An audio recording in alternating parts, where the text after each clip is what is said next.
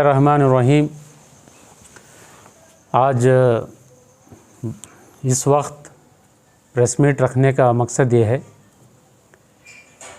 कि हमारे इस मुल्क में, जो मुल्क का ही हिस्सा है मणिपुर, नॉर्थ ईस्ट स्टेट्स जिसे कहा जाता है, वहाँ पर जो इंसानियत ही शर्मिंदा होने के जो काम हुए हैं कि एक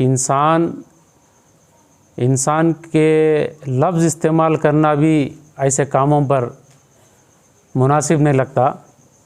जानवरों से भी गए गुज़रे काम जो हुए हैं उस रियासत में, स्टेट में, उसके तरदीद में, उसके मज़म्मत में कंडम करते हुए ये प्रेस मीट रखा गया। कदरी जमात इस्लामी हिंद, सिरात मुस्तकीम वेलफेयर सोसाइटी और मस्जिद इब्राहिम के ज़िम्मेदारान और मुसल्लियों की तरफ से। नाज़रीन व सामईन, बहुत लंबी चौड़ी बात करना नहीं है, इसलिए कि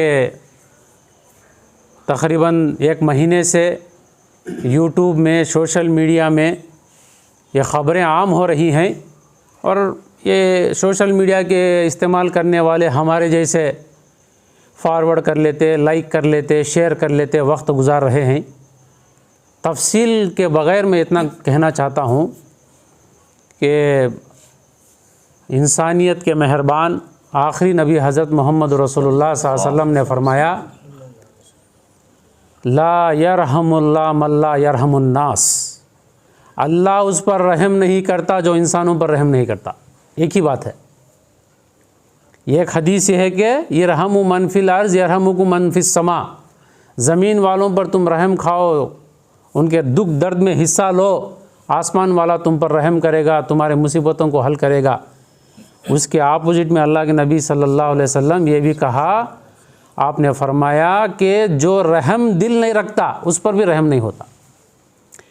जो इंसानियत सोज, इंसानियत को बदनाम करने वाले जो काम हुए हैं मणिपुर में, ख़वातीन के साथ, मजबूरों के साथ और एक ख़ास मज़हब को टारगेट करके, ये दूर हैं, हम कदरी में हैं, उनका मामला वो जाने, हम आराम से हैं। अगर ये सोच अगर हमारे में है, हमारे लिए एक लफ्ज़ इस्तेमाल होगा कि हम ज़ाहिर के इंसान हैं, इंसानियत मर चुकी है, हमारे दिल मुर्दा हो गए हैं, पत्थर हो गए हैं।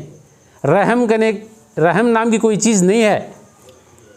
मगर अल्लाह की तौफीक से कुछ ना कुछ उन मज़लूमों के हक़ में, उन तबाहशुदा लोगों के हक़ में, उन यतीमों के हक़ में ये रिपोर्ट आई है कि 50,000 घर जला दिए गए हैं, 1500 से ज़्यादा लोगों को क़त्ल कर दिया गया है, सौओं की तादाद में औरतों को उनकी इज़्ज़त लूट ली गई है। 2 मई को एक वाक़या हुआ, वो वाक़या आज वायरल हो रहा है कि 2 औरतों को नंगा करके, उसके लिए अल्फाज भी मुनासिब नहीं मिलते कि क्या अल्फाज इस्तेमाल करें। वो इंसान नुमा हैवानों को, दरिंदों को, किसी और मखलूक में ऐसी चीज़ पाई नहीं जाती, उतना गिरा हुआ काम करे। वो मैं समझता हूँ 1 मिनट से कम का वीडियो वो वायरल हुआ, जब जाकर मालूम हुआ कि कितना बड़ा फसाद बर्पा हो चुका है मणिपुर में, कितनी बड़ी मुसीबत जो है मणिपुर वाले झेल चुके हैं। ये भी रिपोर्ट आ रहा है कि एक सैंपल है, ऐसे बहुत ख़तरनाक किस्म के जुर्म हुए हैं वहाँ पर। काउंटलेस, कोई काउंट भी नहीं कर सकता कि क्या क्या उनके साथ गुजरा है। सोशल मीडिया में कभी फेसबुक में एक वीडियो आ गया कि मणिपुर के लोग जो है मणिपुर छोड़कर जा रहे हैं। ये फेसबुक फाइटर्स, व्हाट्सएप वॉरियर्स, पूरा रहम, पूरी हमदर्दी फेसबुक पे बताने वाले शेयर कर दिए, लाइक कर दिए। तो उससे भी ख़तरनाक हालात गुज़र चुके हैं। बहैसियत इंसान, बहैसियत इस मुल्क के शहरी के, हम अपनी ज़िम्मेदारी समझते हुए अल्हम्दुलिल्लाह नेशनल लेवल पर भी जमात इस्लामी 3 मरतबा प्रेस मीट रख चुकी है और जहाँ जहाँ ज़िम्मेदारों को रिप्रेजेंटेशन देना, तकरीबन 1.5 महीने 2 महीने से जमात इस्लामी मरकज़ के सतह पर बहुत से रिप्रेजेंटेशन दे चुकी है, मगर चूँकि मामला अवाम में ये वीडियो आने के बाद गर्म हुआ है, इसलिए लोगों को अब जो है तवज्जो हासिल हुई है। उसके बावजूद भी कोई एक्शन नहीं लिया गया। ये प्री प्लान्ड जीनोसाइड है, ये प्री प्लान्ड मास किलिंग है कि एक बड़े मजमे को एक प्लान के साथ ख़त्म कर देना। इसीलिए इसको अचानक होने वाला काम तो नहीं कहेंगे, ये प्री प्लान्ड है। ये रिपोर्ट्स आ रहे हैं कि 3 महीने से इंटरनेट बंद था। क्यों बंद किया गया? इंटरनेट आधा घंटा भी बंद हो जाए तो ऐसा लगता है कि दुनिया ठहर गई। 3 महीने इंटरनेट बंद करके क्या क्या हंगामे वहाँ किए गए, मरकज़ी हुकूमत जवाब देना है। और उसके बाद एक एक जुल्म का, एक एक जुर्म का मुआखज़ा हो। सुप्रीम कोर्ट को मुंह डालना पड़ा, मुदाखलत करना पड़ा। सुप्रीम कोर्ट सुमोटो के तहत में केस ले चुकी। सुप्रीम कोर्ट को यहाँ तक कहना पड़ा कि या तो आप जो है एक्शन के लिए उतरें या तो सुप्रीम कोर्ट एक्शन लेने के लिए तैयार है। इतनी बदकिस्मती है इस मुल्क की कि अदालतें जो है तरस खाना पड़ता है। हमारी चुनी हुई हुकूमतें इतनी गई गुजरी हो गई हैं। तो हमारा मुतालबा है कि सबसे पहले वज़ीर दाखिला, सेंट्रल होम मिनिस्टर इंसानियत का सबूत देते हुए रिज़ाइन करें और वक्त के वज़ीर आज़म रिज़ाइन करें और मणिपुर के हुकूमत को बरतरफ कर दिया जाए। ये मेरा एक का मुतालबा नहीं, अब मुल्क भर का मुतालबा है कि मणिपुर की गवर्नमेंट को बरतरफ कर दिया जाए और होम मिनिस्टर और प्राइम मिनिस्टर अखलाक़ी ज़िम्मेदारी समझते हुए जो है अपने आप को रिज़ाइन करें, ताकि इस देश के 140 करोड़ इंसानियत को लगे कि हमारा पीएम और हमारा होम मिनिस्टर भी इंसान था।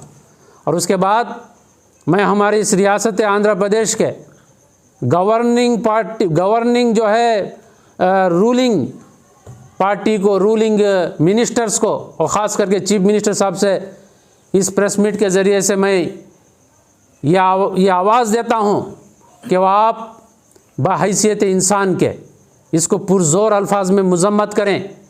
अपोजिशन लीडर जिनको बहुत सियासी तजुर्बा है, हमारी इस रियासत के अपोजिशन लीडर से भी मैं मुतालबा करता हूँ कि वो फ़ौरन इसको कंडम करें और ये सबूत दें इस आंध्र प्रदेश के लोगों को कि आपके अंदर एक दर्द वाला दिल है, आप इंसानियत रखते हैं।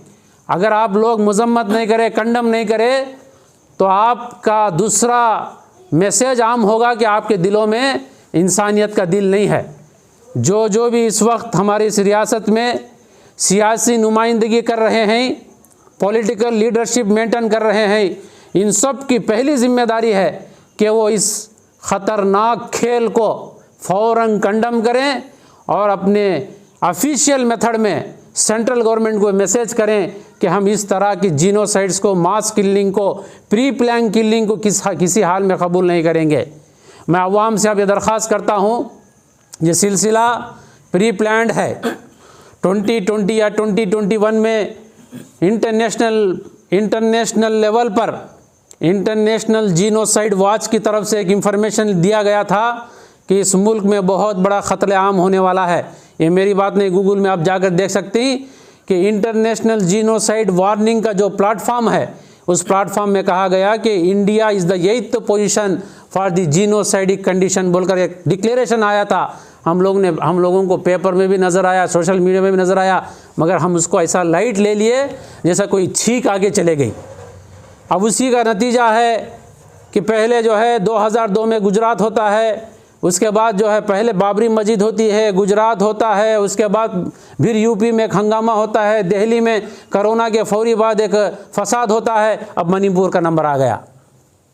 ये सब अचानक नहीं है, किसी एक का नहीं है, एक बहुत बड़ा मास्टर प्लान है जिसको इंटरनेशनल जीनोसाइड वॉच का प्लेटफॉर्म ऑलरेडी वार्निंग दे चुका है।